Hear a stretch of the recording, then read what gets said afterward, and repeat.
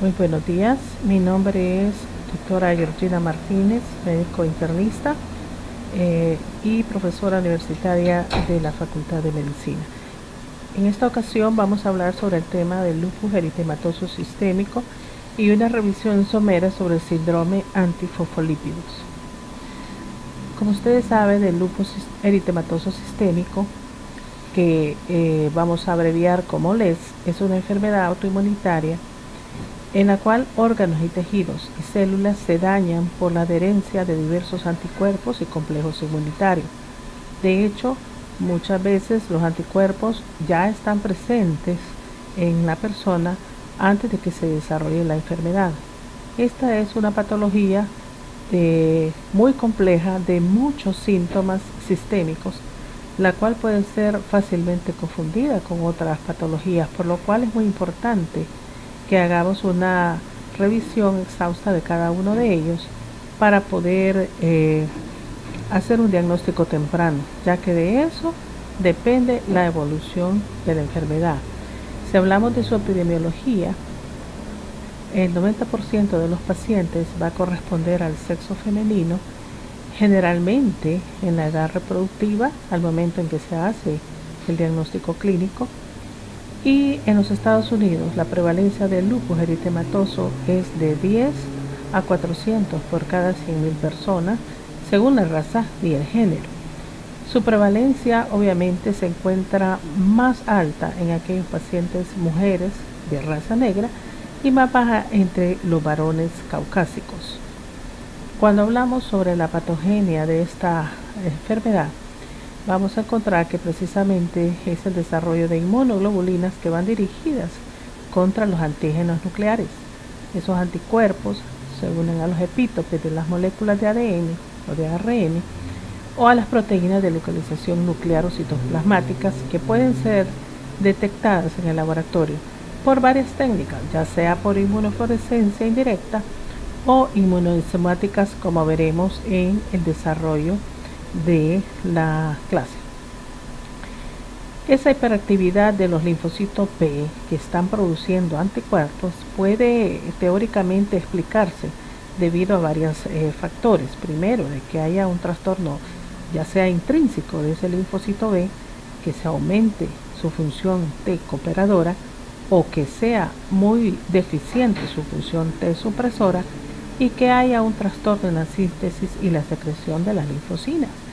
En el lupus vemos que se encuentra una síntesis aumentada de las inmunoglobulinas y anticuerpos, incluso contra algunos antígenos propios.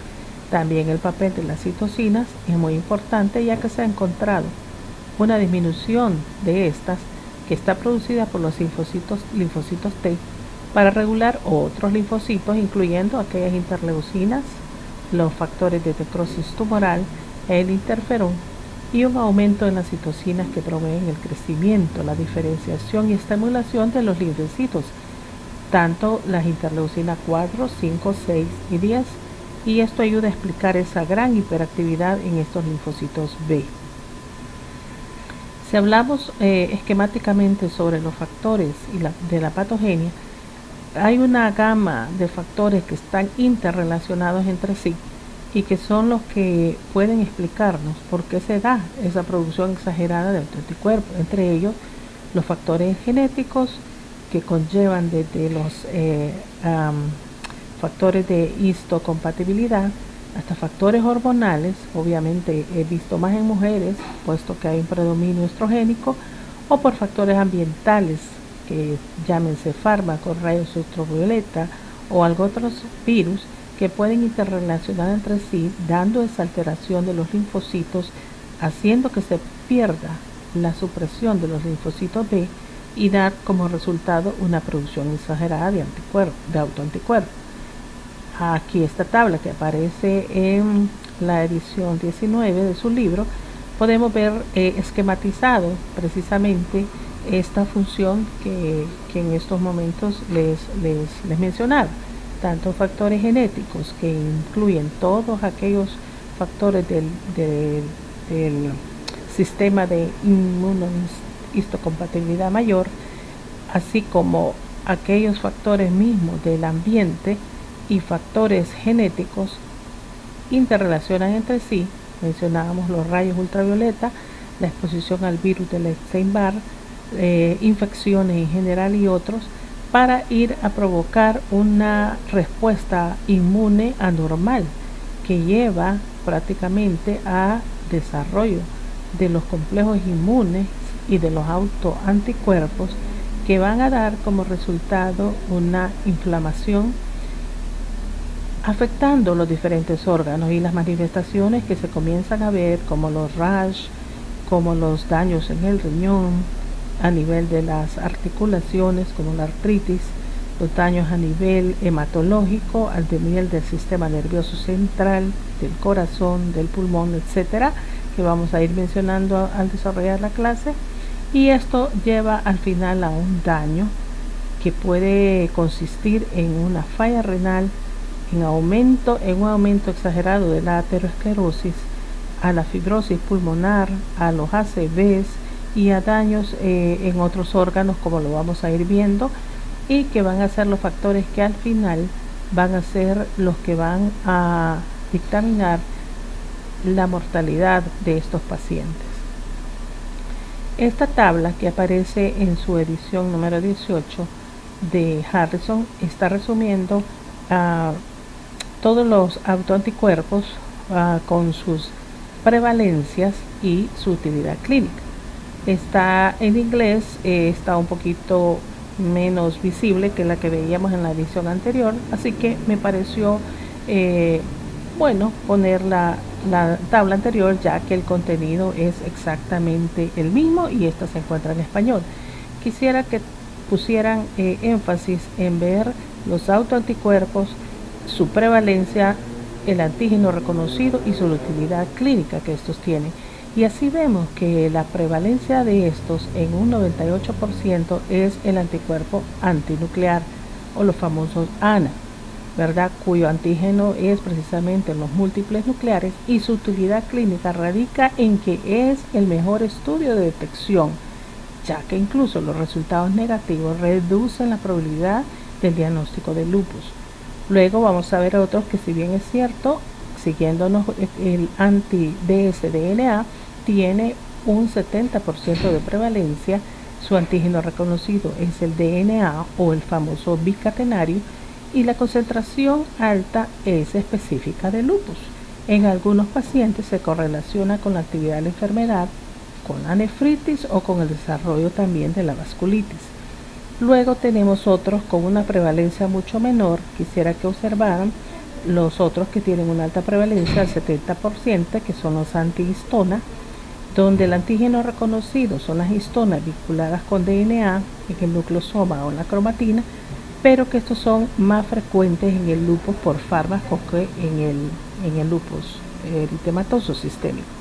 De hecho, vamos a hablar de algunos fármacos que nos están afectando y que nos dan una reacción lupus-like, que es donde vamos a encontrar la utilidad de este anticuerpo. Ahí luego vemos otros como el antieritrocito, que tiene una prevalencia del 60%, que se encuentra en la membrana eritrocítica y que se mide como prueba de Coombs directa. En una pequeña proporción va a generar hemólisis manifiesta. De hecho, pues en aquellos pacientes cuyo cuadro clínico se manifieste por hemólisis, va a ser de mucha utilidad. Luego los antineuronales, que también tienen una prevalencia del 60%, y en algunas series el resultado es positivo en el líquido cefalorraquídeo y se correlaciona también cuando hay alteraciones del lupus a nivel del sistema nervioso central. Otros son menos frecuentes, como el anti-SM, tienen menor prevalencia, pero tienen también su utilidad clínica definida. Ya que el anti-SM, aunque no tiene una correlación clínica definida, la mayoría de pacientes también va a tener el anti-RNP, y es más común en los americanos de ascendencia negra y asiáticos que en personas de raza blanca. Tenemos también el anti-RO, el anti-RO, que también se correlaciona más con entidades como el síndrome de Sjögren y el lupus cutáneo subagudo y lupus neonatal. Los antifosfolípidos, que se encuentran con una prevalencia de un 50%, no me voy a detener ahorita porque lo vamos a ver al final de que hablemos de lupus, y vamos a hablar sobre cuáles son los más frecuentes. Y así pues puede ver que todos estos anticuerpos, que son variados, tienen su utilidad clínica y que tenemos que tenerlos presentes al momento de nosotros hacer el abordaje clínico del paciente.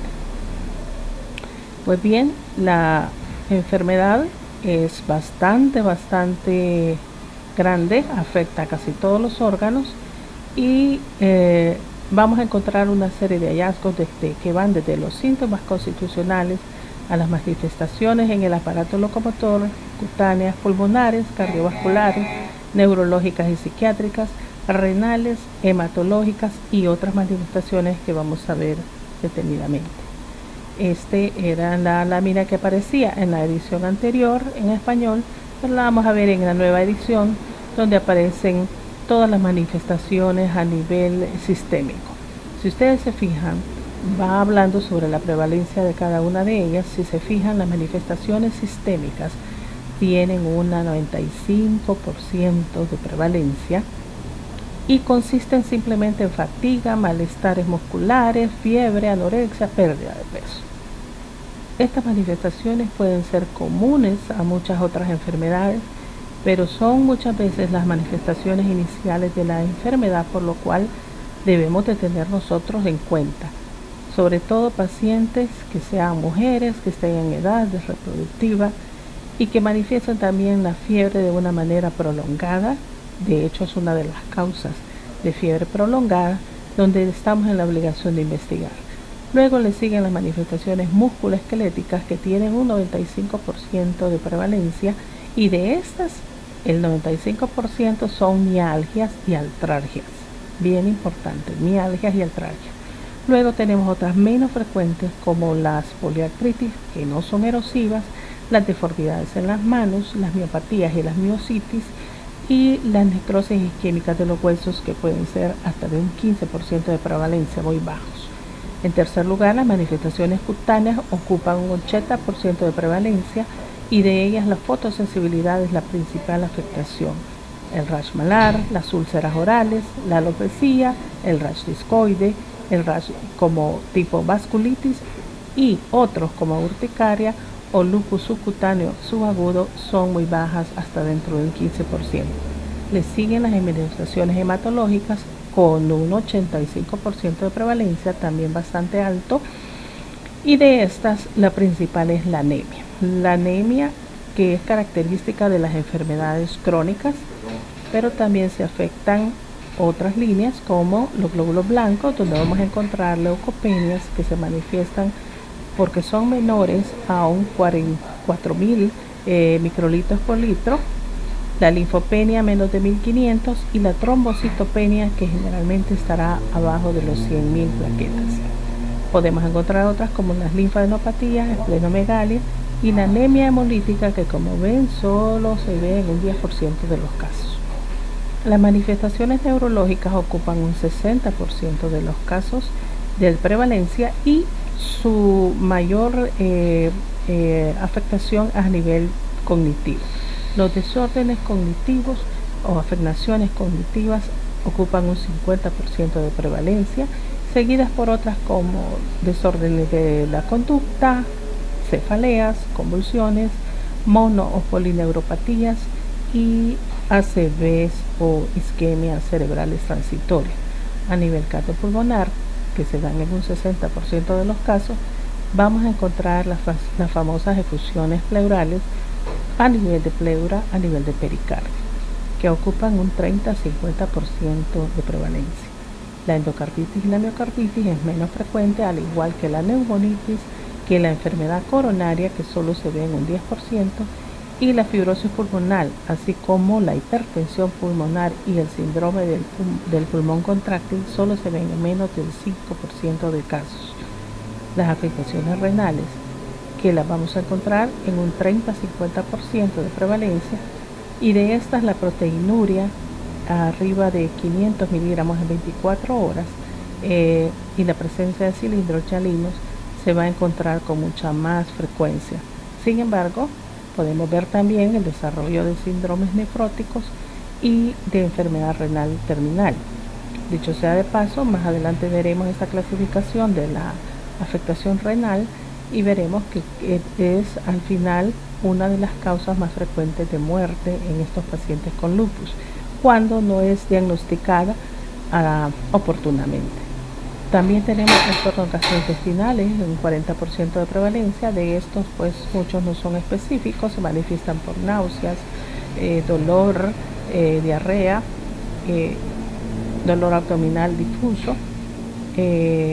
También podemos ver las alteraciones de las enzimas hepáticas y vasculitis. Las trombosis, ya sean venosas o arteriales, se ven también en un 10% de prevalencia, y otras afectaciones oculares como el síndrome de Sjögren o la epiescleritis y conjuntivitis en menos proporción. Hablando ya específicamente de las manifestaciones, como les decía, pues se caracteriza por un amplio espectro de manifestaciones que van a variar en frecuencia de aparición y también en la severidad entre cada paciente.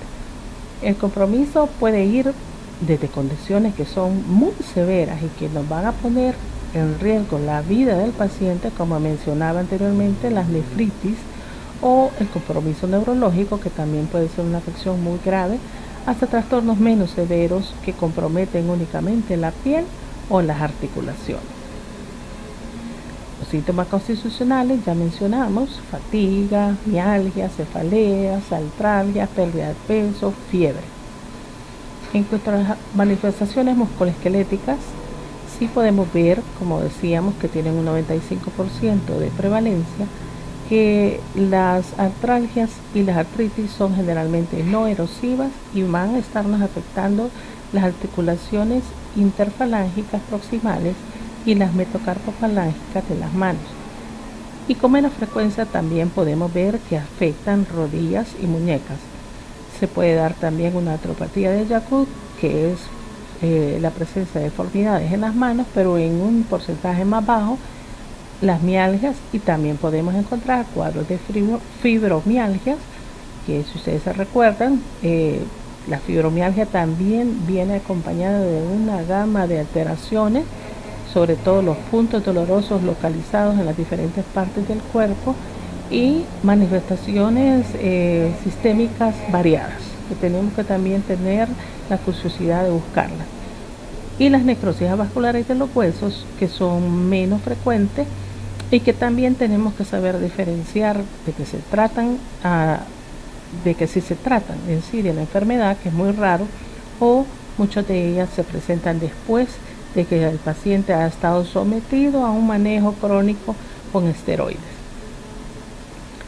Las hematológicas, la anemia de las enfermedades crónicas, si ustedes se recuerdan, son aquellas anemias normocíticas, normocrómicas, que van a estar presentes no solo en el lupus, sino que en una gran variedad de enfermedades crónicas, pero se diferencian de que también puede ser un hallazgo aislado, o muchas veces presentarse como una verdadera pancitopénica, ya con la afección de la línea blanca y las plaquetas, y entonces vamos a tener un cuadro de una pancitopenia, la cual también estamos en la obligación de investigar lupus. Pueden haber linfadenopatías que son muy bajas, ¿verdad? Y la presencia, como les decía, de anemia hemolítica, aunque es baja, se presenta en algunos pacientes, y aquí pues tenemos que tener la curiosidad de diagnosticarla y de enviar los correspondientes dosificación de pruebas y autoanticuerpos que ya mencionamos al inicio. A nivel de la piel, en esta fotografía van a encontrar pues el famoso rash malar, ¿verdad?, en alas de mariposa, que se desencadena precisamente por la exposición solar. Tiene pues la característica que va a respetar los pliegues nasolabiales, y también podemos hallar la presencia de úlceras orales que se caracterizan por ser indoloras. El lupus cutáneo subagudo, aquí son lesiones anulares pápulo-escamosas, tienen una distribución más o menos simétrica en los hombros, en los cuellos, espalda, o sea, lesiones fotosensibles en las áreas expuestas a la luz, y que tienen la característica que no dejan cicatriz, contrario al lupus discoide, que son más circulares, con bordes eritematosos hiperpigmentados, y que sí, por lo general son cicatriciales. Aquí vemos la fotosensibilidad, mencionábamos de las cutáneas, la más frecuente, seguida por el eritema mandar, las úlceras vocales y las otras que son mucho más raras. En cuanto a las manifestaciones cardiopulmonares, pues afortunadamente la pericarditis es de las más frecuentes y de las menos severas. Generalmente las pericarditis no ameritan manejos muy invasivos, puesto que con solo tratar la enfermedad y con los medicamentos básicos pueden ceder. La pleuritis también es otra manifestación de los derrames que podemos encontrar en el lupus. Se caracteriza por ahí haber un dolor que se acentúa con la expiración, y los derrames van a tener la característica de ser exudados. También podemos hallar el desarrollo de una endocarditis verrugosa típica o la famosa endocarditis de Lehmann-Sachs, que se observa con mayor proporción en las válvulas mitrales y en las aórticas. Esta generalmente se asocia con la presencia de anticuerpos antifosfolípidos. Como ven, las manifestaciones cardiovasculares, como ya decíamos, mucho más frecuentes en los derrames a nivel de pleura, a nivel de pericardio, y mucho menos frecuente es el desarrollo de hipertensión pulmonar, que se ve en una proporción muy baja. Aquí vemos las imágenes, los derrames pleurales en la fotografía, y en los derrames pericárdicos en la imagen de la silueta cardíaca famosa en garrafón, que podemos ver en esta lámina. En cuanto a las nefritis, las afectaciones renales, generalmente tenemos que poner mucho énfasis, puesto que se presentan en los primeros 2 años de la enfermedad. Muchos pacientes pasan desapercibidos a estas fases y cuando consultan están en una fase muy avanzada.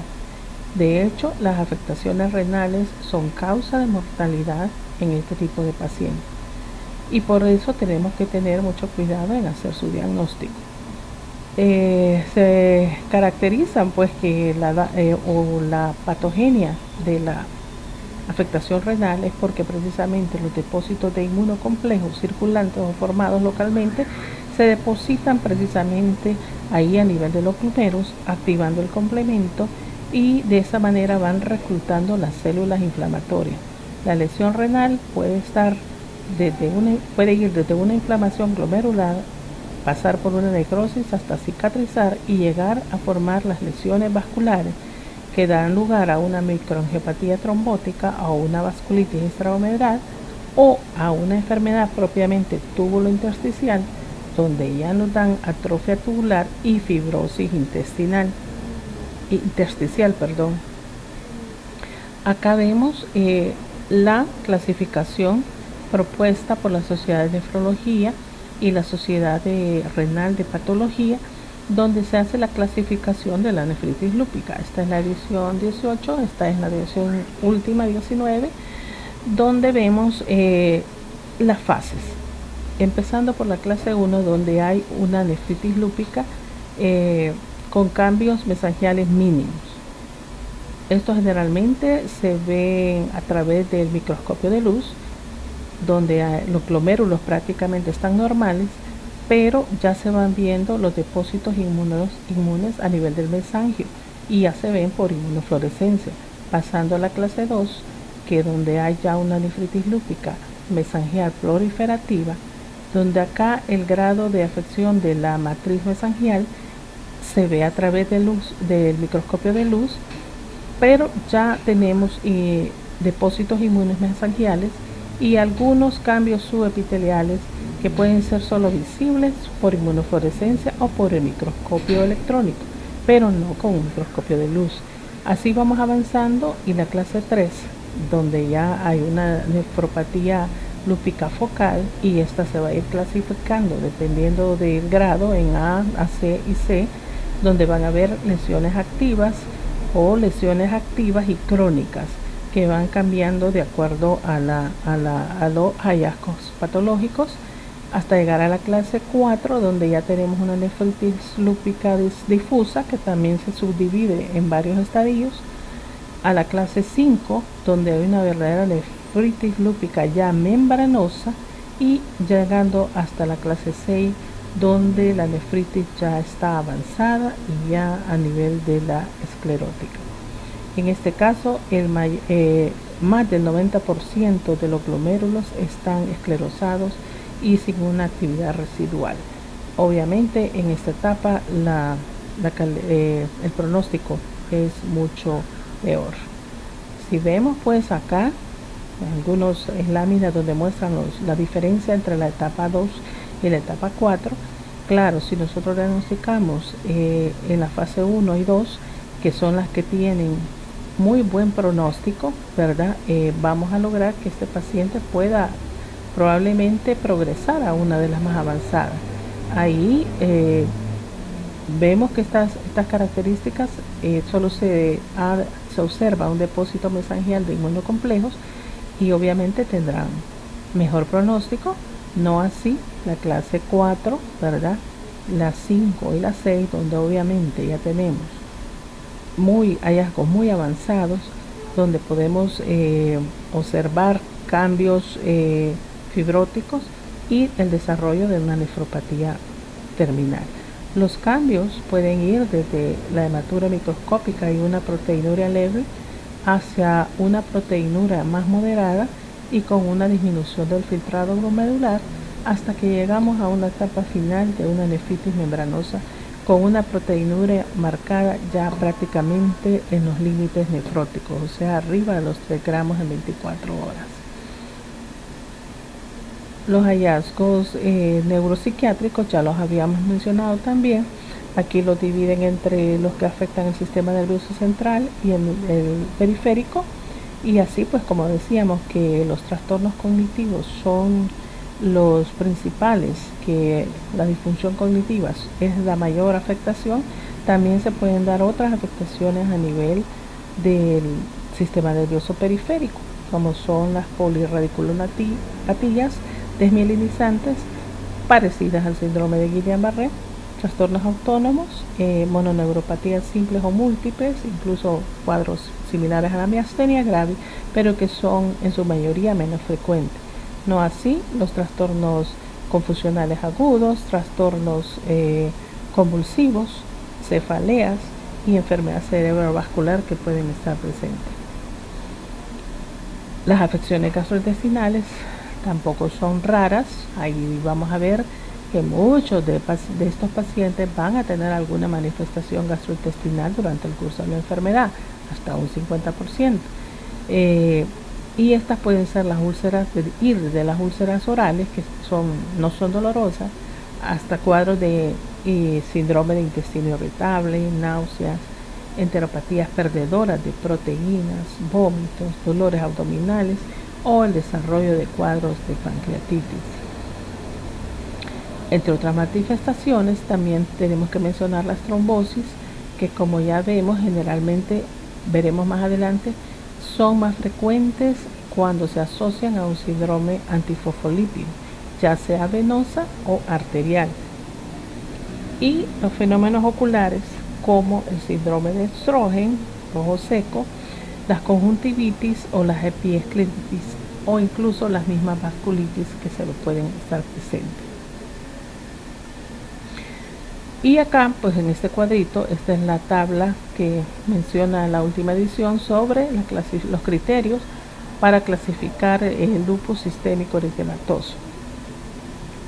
Acá pues podemos ver que ha variado un poquito la tabla con respecto a la del año anterior, a la edición anterior, solo en que hacen un apartado de las manifestaciones clínicas y las inmunológicas, pero prácticamente siempre son los 11 criterios en piel, que pueden ir desde el lupus cutáneo, agudo o subagudo, o las úlceras orales, la alopecia, la sinovitis, que ya dijimos a dónde las encontramos, los trastornos renales, los trastornos neurológicos, los trastornos a nivel hematológico y las manifestaciones inmunológicas, que van desde los anticuerpos que ya dijimos que podemos mandar, así como los factores del complemento o pruebas de Coombs. Esta era la edición anterior, los ordenaba un poquito más, pero obviamente ustedes ven que son los mismos y siempre hacemos diagnóstico con 4 o más criterios. 4 o más criterios hacen diagnóstico del lupus eritematoso glicémico. Aquí están más ordenaditos: eritema malar, eritema discoide, fotosensibilidad, úlceras bucales, artritis, serositis, los trastornos renales, los trastornos neurológicos, los trastornos hematológicos, los trastornos inmunitarios y los anticuerpos. El diagnóstico es bien importante porque si se retrasa, la enfermedad va a ir evolucionando, simulando muchas enfermedades. Como vimos, el diagnóstico diferencial es amplio. Aquí por años pues se ha denominado al lupus como la gran simuladora, porque puede simular cualquier otra enfermedad. De aquí que nosotros tenemos que tener una gran acuciosidad, tenemos que historiar perfectamente al paciente, sobre todo cuando estamos ante la epidemiología que hablábamos al principio, mujeres, sobre todo en edad reproductiva. Tenemos que hacer y que esté presentando cualquiera de estas alteraciones frecuentemente, sobre todo los síntomas constitucionales que van con cierta frecuencia, entonces investiguemos el lupus. El laboratorio pues nos va a ayudar a través de todas las pruebas que ya mencionamos. Un hemograma es muy importante y nos da mucha información, porque ya decíamos, podríamos tener las 3 líneas afectadas, podríamos tener probablemente solo la anemia, en otros casos puede debutar solo con la trombocitopenia o con la leucopenia, pero en muchos casos vemos la pancitopenia. Es importante también mandar el test de CUM directo para buscar hemólisis, los reactantes de fase aguda como la velocidad de eritrosedimentación, la proteína C reactiva. En orina también va a ser muy importante buscar los casos de proteinuria, la presencia de los cilindros celulares con leucocituria, hematuria y sedimentos telescopados. Importante ver también los valores de función renal como la creatinina, y no solo la creatinina, nitrógeno ureico, urea, depuración de creatinina, las proteínas en orina de 24 horas. Y como ya decíamos también, echar de mano todos los anticuerpos que sean necesarios y correlacionándolos con la etapa clínica en que estén. Y ahí podemos mandar anti-DNA, antinucleares, anti-DS, SM, RO, ¿verdad? Y complemento. Bueno, entonces llegamos a la etapa del tratamiento. Si nosotros tenemos la sospecha, ¿verdad? Si tenemos un diagnóstico con el complejo sintomático subjetivo de un lupus, entonces vamos a hacer inicialmente otros análisis de laboratorio. A la cabeza, los anticuerpos antinucleares, el conteo tanto de plaquetas, de glóbulos blancos y el análisis de la orina. Si todas las pruebas están normales y los síntomas desaparecen, eso no es lupus, ¿verdad? Pero por el contrario, si todas las pruebas están normales, pero el paciente persiste con los síntomas, entonces estamos obligados a repetir los anticuerpos antinucleares y añadir otro anticuerpo. Puede ser anti-DS, DNA específico, o los anti-RO. Si de estos están todos negativos, también eso no es lupus. Pero si algunos están positivos, entonces nos vamos al otro lado. Al igual que si al principio todos los análisis de laboratorio están y los ANA están positivos, debemos decir que se trata de un lupus definitivo. Si tenemos más de 4 criterios que ya mencionamos en la clasificación internacional. Si eso es así, pues vamos a instaurar un tratamiento. Si esos ANA están positivos también y los otros exámenes también están positivos, estamos ante un posible lupus. Y si hay menos de 4 criterios, ¿verdad? En ese caso también debemos de iniciar el tratamiento, que ya lo vamos a mencionar. Aquí el tratamiento básicamente va a depender de 2 condiciones. Una de ellas, que no haya letalidad potencial ni riesgo para órganos. y por el otro lado, donde tengamos la potencialidad de letalidad o con un riesgo para órgano. ¿Qué vamos a hacer? Si tenemos un paciente que no hay letalidad potencial, que el paciente está estable y no vemos que hay un riesgo para cualquiera de los órganos y la calidad de vida del paciente es aceptable, démosle un tratamiento conservador.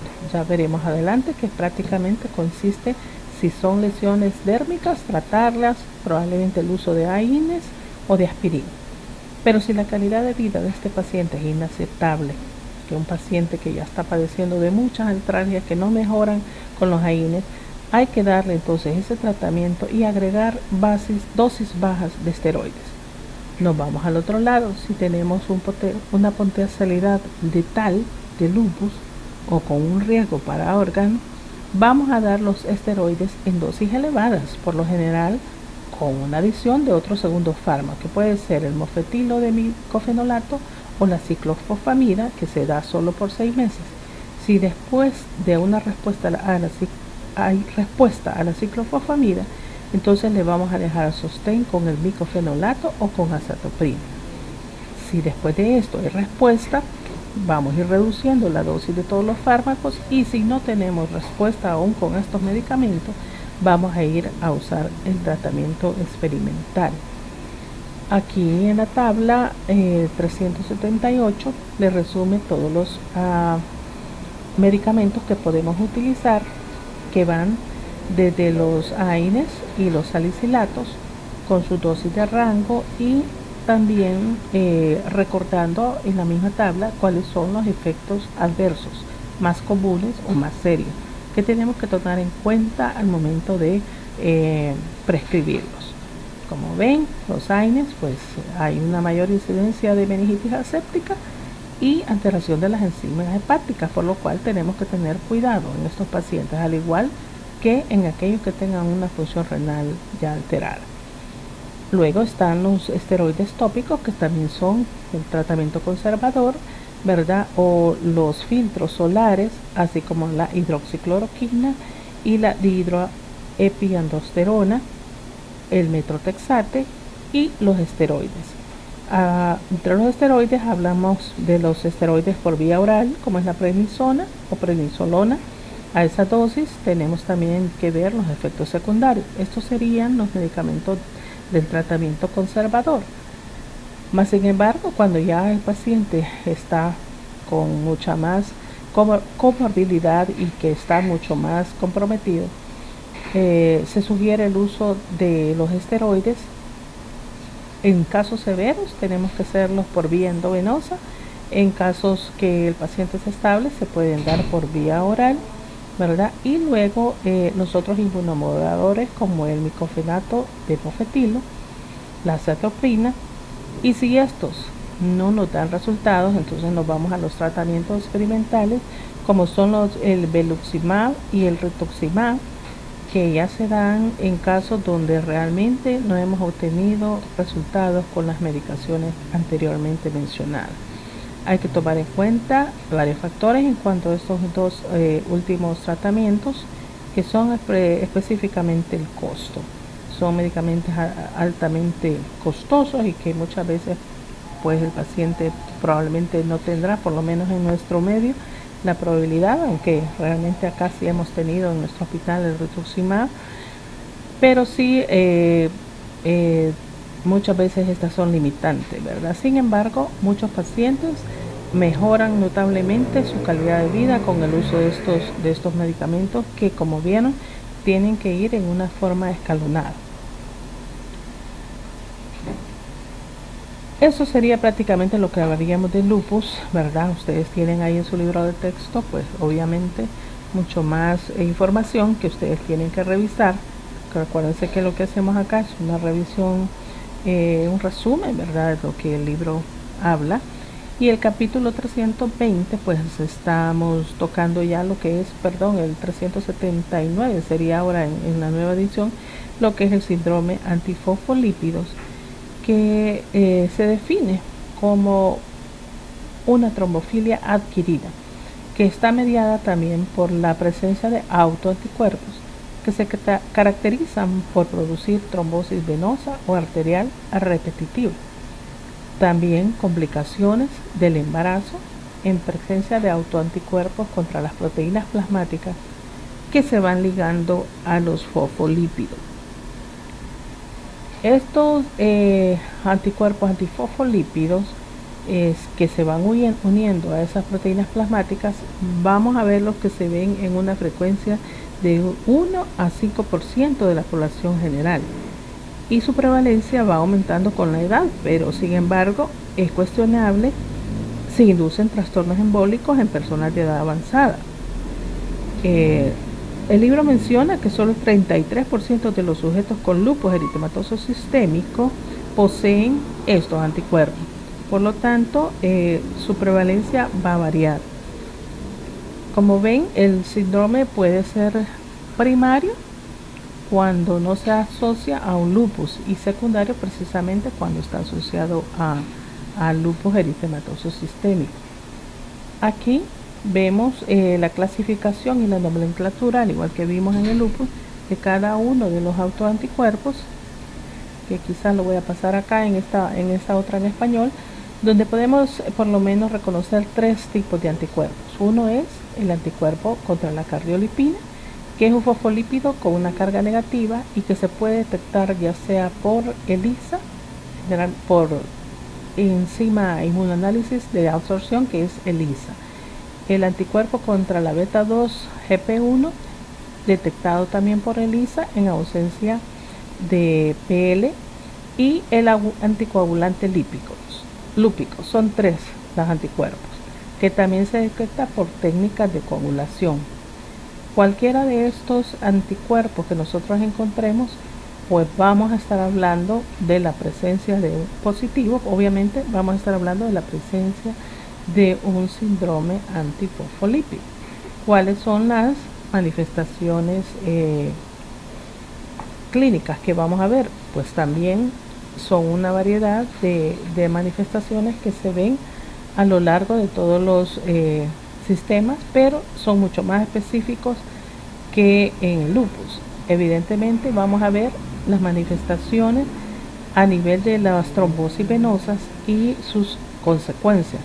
Por ejemplo, vemos las trombosis venosas profundas, que se ven en un 39%, las líquido-reticulares, que es menos frecuente, el embolismo pulmonar, solo un 14%, las tromboflebitis superficiales, un 12%, y trombosis en varios otros sitios que pueden ser de un 11%. Y también vemos las trombosis arteriales y sus consecuencias, como son el stroke o el ictus o el ACV, que se ve en un 20%. Podemos ver también lo que son las vegetaciones, la presencia de vegetaciones, endocarditis a nivel de las válvulas cardíacas, la famosa endocarditis de Lehmann-Sachs, los ataques isquémicos transitorios. También podríamos ver los infartos miocárdicos o anginas, ¿verdad?, que se pueden ver por las disfunciones coronarias, úlceras en las piernas, ¿verdad?, que incluso pueden llevar hasta a formación de gangrenas, trombosis de las extremidades, trombosis a nivel de la arteria de la retina y algunas otras isquemias avasculares de los huesos. También las manifestaciones neurológicas que no son muy claras, como la migraña, la epilepsia, ¿verdad?, la corea, la ataxia cerebral y la mielopatía transversa. Vemos también algunas manifestaciones renales que pueden llegar desde las trombosis glomerulares, las hiperplasias de la íntima, que van a ser afectaciones de muy baja prevalencia, y otras a nivel de las articulaciones, artralgias, artritis, y obviamente los hallazgos que por lo cual son mucho más reconocidas son las manifestaciones a nivel de las mujeres que están embarazadas, y ahí vemos la preeclampsia y la eclampsia y otras manifestaciones fetales que están también relacionadas con el número de embarazos, ¿verdad? Vemos pérdidas fetales tempranas, o sea, menos de las 10 semanas, o tardías, más de las 10 semanas. Vemos también nacimientos prematuros entre los nacidos vivos y otras manifestaciones hematológicas que preferentemente se tratan de trombocitopenia o de anemia hemolítica autoinmune. ¿Cómo hacemos el diagnóstico? Aquí traje esta fotografía para que viéramos cuáles son los criterios clínicos, y estos comprenden trombosis vascular definida por uno o más episodios clínicos de trombosis arterial venosa o de vasos finos en cualquier tejido u órgano. 2. En la mujer, complicaciones del embarazo que se definen por una muerte o más no explicada de un feto morfológicamente normal o después de la 10ª semana de gestación, o uno o más nacimientos prematuros de un recién nacido morfológicamente normal antes de cumplir 24 semanas de la gestación, situación causada por eclampsia, preeclampsia grave o insuficiencia placental. Y 3 abortos espontáneos consecutivos no explicados o más antes de la 10ª semana del embarazo. Asimismo, tiene que cumplir los criterios de laboratorio, como son la presencia de anticardiolipinas o anticuerpos contra la beta 2 GPI o los dos últimos elementos mencionados, ¿verdad? Con títulos intermedios o altos en 2 ocasiones con una diferencia de 12 semanas.